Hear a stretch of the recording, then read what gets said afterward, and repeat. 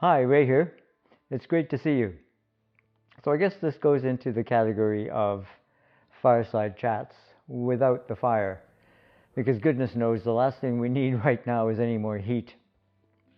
And I guess also this is a new category, one that I don't usually do, and that is to make excuses about why I haven't posted or uploaded a video recently.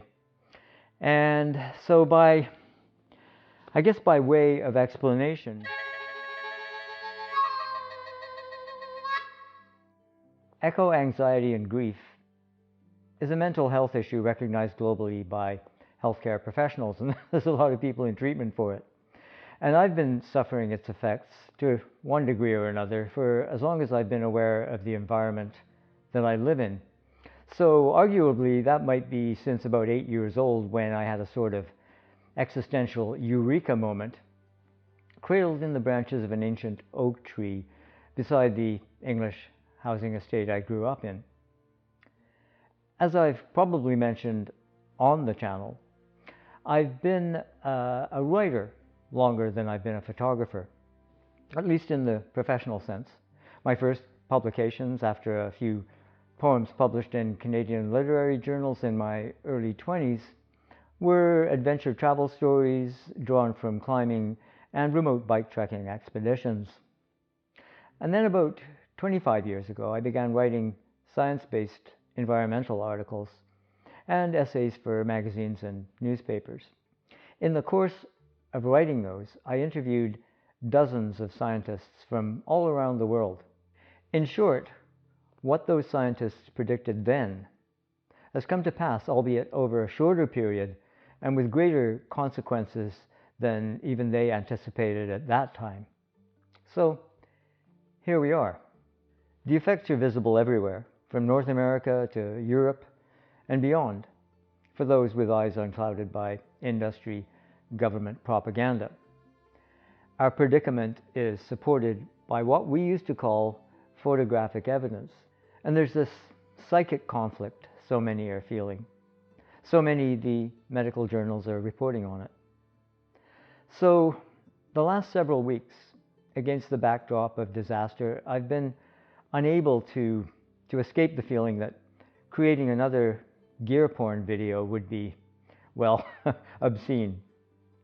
At the same time, I've been afraid to express these feelings at the risk of losing subscribers, and no doubt this video will attract even less of an audience than usual and probably see minus signs in the subscriber column.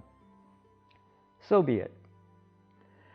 I wrote a long-form script months ago, drawing together these ideas in relation to landscape photography.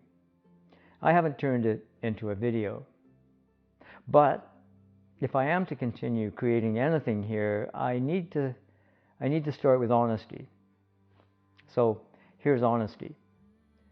Going back a few weeks to the beginning of the so-called heat dome that parked itself over the western reaches of North America, the thermometer here under the balcony recorded 45 degrees Celsius. That's 113 degrees Fahrenheit. And it's completely unprecedented for on the coast here. In the interior of the province, where 40 Celsius is not unheard of in the height of summer, but not in June, the town of Lytton broke records 3 days in a row in the high 40s, culminating in a fraction below 50 degrees Celsius. Then the next day, the whole town burned to the ground. I'm a hot-blooded European, and I melt in the heat, so I've never considered living in the interior of BC. I did live in the Kootenays, further east. But I love visiting places like Lytton and nearby Lillooet. I've ice climbed there in winter, and I've braved the heat on backroad bicycle tours, the dust and the heat. The landscape is just breathtaking, and not just because of the extreme temperatures. The area attracts adventurers of all kinds. There's river running. The Thompson and the mighty Fraser rivers meet at Lytton. Mountain biking and I've biked across there on bicycle trips. I've been aware of the gathering storm of climate change and other environmental issues related to our demands on natural resources for a long time. And not all of the effects have been theoretical. But I guess the loss of Lytton seemed more, I don't know, existential in nature, like a grievous wound. My response was a mixture of grief, fear, and anger. Anger at the failure of successive governments to respond to and prepare for those effects. Keep in mind that I've also interviewed some of the people directly responsible for stalling public policy that might have saved us the worst of what we're now experiencing. This video has taken a great effort of will to set up the gear and hit record. I'm not sure even now that I'll upload it. 300 fires are still burning in the interior, even though things have cooled down on the coast here. Thousands are on evacuation alert in the interior. Of course, Lytton residents have lost everything, and 2 people didn't make it out alive. Many Californians, I'm sure, can relate to this new normal, which is anything but normal. But who would have imagined the same kind of conditions, once thought only to visit Death Valley, would appear in the Great White North? As I did in the aforementioned script, I wonder, is there any use pursuing the romantic genre of landscape photography? I'm conflicted, even though I'm still surrounded by some of the most beautiful natural landscapes in the world, threatened as they are.